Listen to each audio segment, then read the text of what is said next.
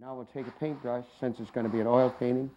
Take the brush and the palette, and we'll start to. And I take only one color, starting. Maybe let's take a yellow ochre to get started with. It's a light color, and when I put the strokes, when I start, if I want to change it, I can use a darker color later on. So let's just come over here and define the construction of, for instance, the opening of the basket.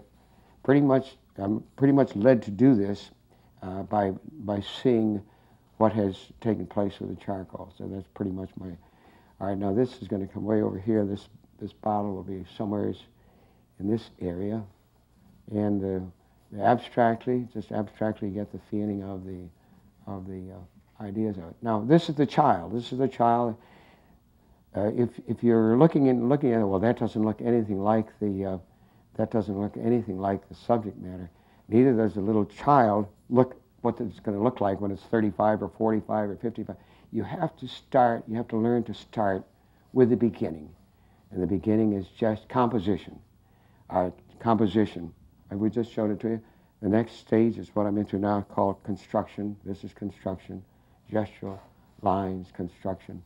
The way you build a building or build a road, everything has to have a sense of. If you want to, your painting wants to have a solidity, you have to understand what construction is. And we look for some dominant lines. Oh, here's a nice line coming out from the basket here. That's in here. This seems all right. That's going to be okay. That comes a little further here. Make sure the handle's in the middle of the basket.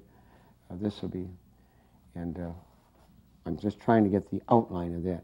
The reason I want to stick just to the outline, I want to see how the positive forms, all locked together, are going to be harmonious with the negative spaces. It's called composition. Keep going around, get negative space, negative, positive forms against negative space until it works out. Keep it as simple in your eye and in your mind as possible. If that's the grapes there, then this will be down here a little bit more. And if that's then this red form of fruit of a vegetable is here.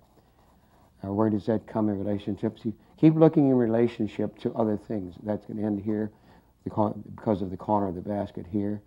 This is going to droop down.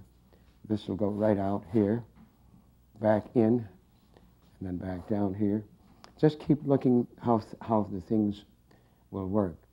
All right, here's this form, and from there this cloth will be down here.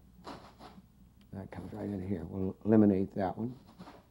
That's getting down and out, and now we're getting the outline of the. All right, the peppers here. This is. Now I've done that very lightly with I've done it with a light paint called yellow ochre. And the reason I did that, let's say you're doing a pencil drawing of this. Wouldn't you do it lightly with the pencil at first, until you got all your planes, proportions, perspective, your characterization, your angles. So it's a nice way of getting into it, getting yourself into the